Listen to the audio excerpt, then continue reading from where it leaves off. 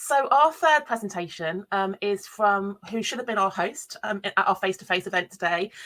Antonia Spinks is the co-CEO of Pioneer Education Trust. Education Trust, Learning Trust. I always get that wrong, Antonia. Educational Trust, because there's two pioneers. Make sure we're giving kudos to the right trust here. So Antonia should have been hosting us today with her colleague Mark Pritchard, the head at Upton Court Grammar School, and you've got amazing comments about your fantastic students, Antonia. You must be super proud right now. But one of the responsibilities, or one of the kind of the initiatives that you hold and you lead on, is the Flexible Working Ambassador Schools. So it's great to have you here today, sharing your thoughts around that piece of development work across the system. So I'll disappear. Over to you to share your presentation. I'll be joining you in 10 minutes time.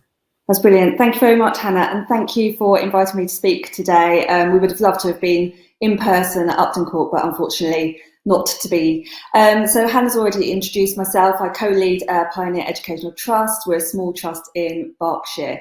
So I wanted to talk to you about flexible working, and flexible working has not historically been embraced in schools and education, I think it's fair to say, and is still seen by many teachers and many leaders out there as not necessarily compatible with the complexity of school life and the education that we want to provide for the children. And certainly in comparison to other professions, as we've seen through the pandemic, there are additional challenges to providing flexible working in schools than there may be for other professions. But there are brilliant individuals out there doing absolutely brilliant work on promoting flexible working in schools. And so I think it's fair upfront to say that I'm very much indebted to the brilliant work of Flexible Teacher Talent, MTPT Project, Mandy Coulter. All of their advice, guidance and inspiration has led to where we are today for our trust in terms of flexible working.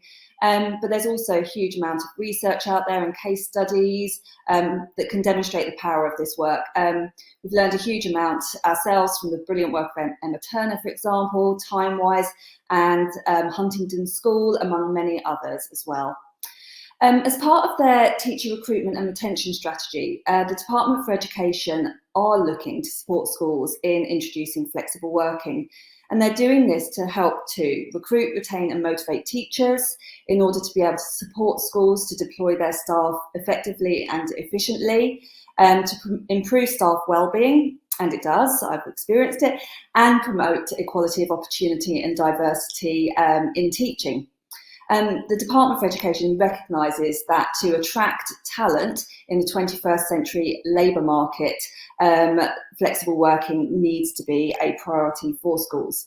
And as such, they have this year recruited 8 flexible working ambassador schools, 1 in each region of England, to support schools in developing their working practices and policies and all things flexible working. The last of the DFE's reasons there, the one on promoting equality of opportunity and diversity in teaching, is the one that I want to talk about today, the one that's most interesting, I think, for us as an audience. There has been a perception, not just in schools, but more widely than that flexible working is the preserve of those with caring responsibilities, in particular women and working mothers. The flexible working is seen by many as something that needs to be granted and tolerated rather than necessarily embraced or celebrated.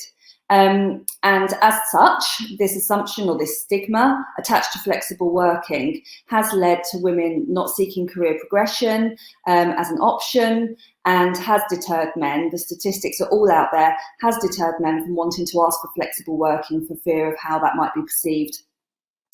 There is plenty of data, as I say, available out there that shows the negative impact that the negative impact on those with caring responsibilities, in particular women, of flexible working, for example, in relation to career progression, and also not addressing that gender pay gap that still persists. A parliamentary paper produced by the House of Commons Women's and Equalities Committee explained the following. Flexible working for all lies at the heart of addressing the gender pay gap. So they recognise that utilising flexible working for everybody is the way to begin to address that gap. And that's backed up by McKinsey & Company's Women in the Workplace reports that point again to the need to utilise men working flexibly and creating a culture of flexible working within our workplaces to do that. So the gatekeepers, so our head teachers, our senior and middle leaders, as well as teachers and others within our school, all have a role to play in making flexible working part of the workplace culture and something that's to be celebrated and embraced. So I just want to talk to you briefly about what we've done at Pioneer in order to be able to further this work. I want to say up front, the work is never done. We're always learning. There's always more that we want to do to improve upon this. But just these are some of our thoughts of where we've got to so far. So in our flexible working strategy, which we communicate to everybody within our organisation, we are clear that this work has a focus on equality, diversity and inclusion. It's part of that piece of work for us. We're really upfront for this and provide the data for people to understand why this underpins work around equality, diversity and inclusion. I've talked already about the impact on career progression and gender pay gap and that stigma that's attached to it. In fact, Timewise's research shows that actually caring for people, caring for others and caring responsibilities is the 5th most popular reason nationally for people wanting to work flexibly, with controlling work-life balance being the number 1, cutting down on commuting time comes even before the caring responsibilities, and allowing time for leisure and study come higher up than in terms of people's reasons for wanting to work flexibly. And so that's really important that we share that information with people. At Pioneer, we've introduced a flexible job design process that's open to all colleagues and allows them to flex their work through open discussion and negotiation that is separate from but complementary to statutory flexible working requests such as part-time. So the flexible job design process strategically plans in small flexible working arrangements for staff wanting, let's say, 1 afternoon non-contact, knowing and trusting that that member of staff will fulfil their role elsewhere. And this is carefully structured in with clarity around it and expectations so that everybody knows when they're going into those conversations what's possible and how to make it work. The McKinsey & Company's Women in Workplace report explains the reasons actually why making sure that that clarity and making clear what's possible and what's not possible is essential to supporting flexibility in workplace culture. Our flexible job design process happens over a year and it addresses what we hope allows all colleagues to discuss what flexibility they would like. We know that one of the common fears for flexible working is opening those floodgates, but data shows and also our experience shows that that actually doesn't happen. The vast majority of colleagues are actually happy with their working pattern and they do not necessarily want any flexibility, but it's about that equality of opportunity for all rather than the equity of outcome, for example. We complement this work, and I think that this is one of the most important points that I want to make. We complement this work by not asking colleagues the reasons for why they are wanting to work flexibly. And as such, we don't run the risk of prioritising some reasons over others. So if colleagues want to work flexibly because they want to pursue a hobby, they want to study, they want to pick up their child from school, they want to exercise, it doesn't matter as part of that flexible job design process. And so we do not ask the reason why. One of the principles of our work is that there is a presumption that flexible working can work unless there is a genuine operational reason why it would not, and that we always will seek to find as many creative solutions as we can to make it work for both the colleague and the school wanting to work flexibly. And underpinning all of this work is the ongoing training and support for individuals and leaders wanting to work flexibly, and making sure that all of the policies, and our previous speaker spoke about the policies, and making sure that the policies are all underpinned by this equality, diversity and inclusion work. Planning is absolutely essential within this. Excellent communication is really important as well, and partnership working between everybody based on mutual trust and understanding. If you're not currently a leader in schools, but you want to see the benefit of this, you may want to look at some of the work, and all of the brilliant case studies are out there, and begin to have some open conversations with the leaders in your schools. Recognise that your leaders may feel nervous about this, because there, as I say, there is a stigma about this, and it does engender strong reactions. And so it's really important to have an open and mutually respectful conversations around this. And one of the reasons why people are a bit nervous is because they think it'll have an impact on children. We haven't found that in our organisation, and my youngest child is actually taught as part of a shared arrangement, and I couldn't be happier. He's taught by two equally brilliant teachers with different skills and different personalities, and the knock-on could have been losing such brilliant teachers from schools. So I would really encourage it as a parent as well. I can see the massive benefit of it. So I just wanted to talk very quickly to the importance of flexible progression as well. If we're thinking about this as part of the equality, we need to ensure that flexibility is promoted at all levels, and that we encourage flexible progression as well. For us, any part-time middle leaders receive their full TLRs rather than being prorated, and we have a whole range of senior and middle leaders working flexibly as well, so we model that throughout the organisation. So I said at the beginning that this is part of, there are great schools doing this up and down the country, and so I really recommend that you go and look up the flexible working ambassador schools that are working this year across the country, and attend those tens of training events that are happening this year to promote flexible working and making it work in school. So I hope that that just shows a flavour of what we've done, and in terms of how we go about trying to drive greater equality through flexible working, Hannah. Brilliant, Antonia, thank you. There's a couple of people who didn't quite catch the 5 reasons for flexible working. Would you just recap them first of all, please? The reasons why the department's doing this. Yeah, there was 5 reasons. I think they only caught 2 or 3 of them. Okay, yeah. So the Department for Education's reasons for wanting to do this work are to recruit, retain and motivate teachers, to be able to support schools to deploy their staff effectively and efficiently, improve staff well-being, and the one that I've been speaking about here, which was promoting equality of opportunity and encouraging greater diversity in teaching.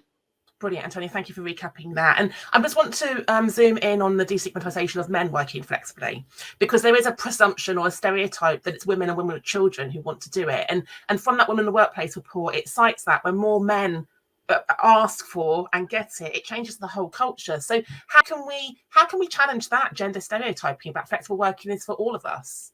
Yeah, so I think it's sharing with people the reasons why people want to work flexibly. I think that there is that assumption that it's around caring responsibilities, but actually more people want to work flexibly because it's around their work-life balance, or they want to pursue other hobbies and things like that. So I think that there's a piece of work to be done around just communicating to people the benefits that can be gained through flexible working, and kind of destigmatizing it as something that's around, a gender and caring responsibility element of that work. I think that your flexible working work needs to go alongside other policies and practices within your organisation that talk to that. So, for example, shared parental leave, for example, needs to be encouraged as well, so that actually we're normalising men doing the caring responsibilities also. So it's and then I think it's the role modelling of that as well. If we can, we have across our organisation men working flexibly, in some cases because of caring responsibilities, and in other cases to pursue other interests and hobbies. And I think that the more examples that we can share of those things happening, the more likely men are to want to, destigmatise that. And just to spotlight 2 of the words you used the word utilising earlier on, and Dr. Sue Sanders, who coined this phrase, is actually listening, and she said thank you for using that word. And then you slipped into normalising a minute ago, and just for us to think about the power of those 2 words, that when we talk about normalising, we're suggesting it's something is abnormal. And what Antonia's advocating for here is that we're usualising that flexible working is a contract in a school, that anyone can go for it, that it's not women with children. And I think that ring fencing is something we need to really challenge. You mentioned gatekeepers, and one of the questions in the chat is that someone's applied for flexible working, it was a flat no discussion, and quite often timetabling is cited as being the main reason. How do people navigate that kind of blocker, where it's the timetabler or the timetabling that is inhibiting flexible working? So I would suggest that there are brilliant packages out there for that, to help with the timetabling process. I think that there are plenty of opportunities, plenty of flexible teacher talent, for example, have done a whole piece of work around timetabling and working with timetablers on the flexible working piece. What we certainly do is, although we encourage everybody who's putting in a statutory flexible working request to actually speak to the head teacher about that before they put in their request, because you can put in the request and it could be a flat no, or you could see that the head teacher before that and have a robust conversation about what might be possible. And the more flexible you can be, the more flexible the school can be, if that makes sense. There are genuine concerns, obviously, about the timetable and making it all work. But I think that making sure that any flexible working requests are also very timely and done as much in advance as possible would certainly help schools to be able to balance that need. I would argue that the negative impact of not accepting that flexibility for schools outweighs the troubles that could be had with the timetabling, because we are at risk of losing brilliant teachers from the profession or brilliant teachers from our schools if we're not able to accommodate that flexible working. So it does require more thought, it does require more effort, but I think it needs to be done with open discussion, in a spirit of trust and mutual respect, and to have those conversations up front about what's possible and what might not be possible, so that you can, when you're making that flexible working request, that those conversations have already been had.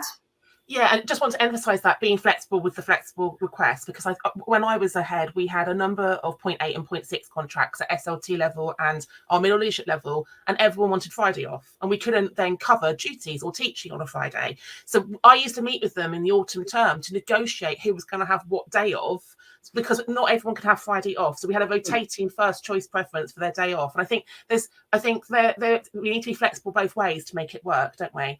My final question before I bring the next presentation on is that your final comment about sort of like the flexibility in progression pathways. So you're a co-CEO, I think one of two pairs of co-CEOs in the whole country.